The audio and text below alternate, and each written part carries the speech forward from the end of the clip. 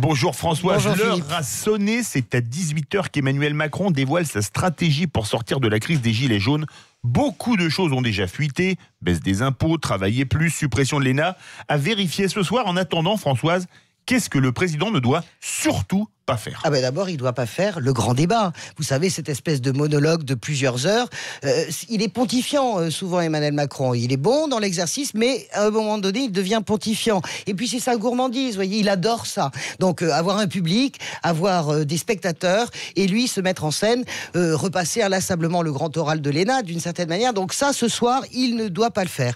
Deuxième point, de mon point de vue, c'est ne pas oublier les Gilets jaunes. Alors, on nous dit, depuis hier soir, qu'il ne va pas s'adresser aux Gilets jaunes, qu'il va s'adresser aux Français, on connaît parfaitement cette stratégie, mais la réalité, si vous voulez, c'est qu'il doit sortir de cette stratégie de diabolisation. On se souvient, le 31 décembre, il avait parlé des foules haineuses, il avait eu très peu de mots pour les Gilets jaunes. Eh bien, ce soir, il doit se positionner dans une forme de concorde civile, de concorde nationale. Bien sûr, il faut parler aux Français, mais il faut parler aussi aux Gilets jaunes qui sont encore dans la rue et qui vont retourner dans la rue pour le 24e samedi consécutif. Et puis, il ne doit pas être comptable dans un exercice d'addition des mesures. Il doit donner un sens, mais plus que donner un sens, il doit montrer qu'il est le président de la réconciliation des Français. Alors, c'est mission impossible? En tout cas, c'est un chemin de crête, c'est un exercice extrêmement difficile. Vous savez, pour tout président de la République, pour celui-là particulièrement, qui se retrouve avec un conflit social jamais vu depuis des années, voire des décennies.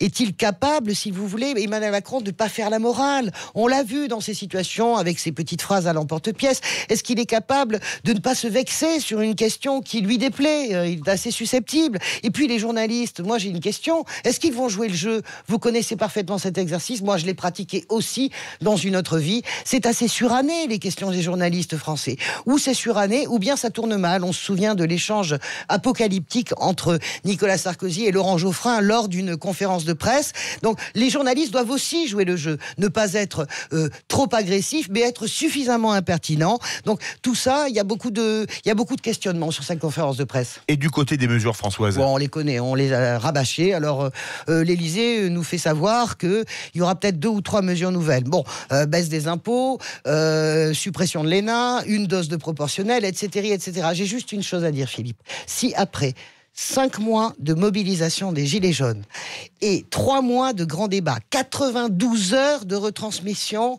de Emmanuel Macron à la rencontre des Français, on termine ce soir avec un travailler plus, je pense qu'il sera complètement passé à côté du sujet.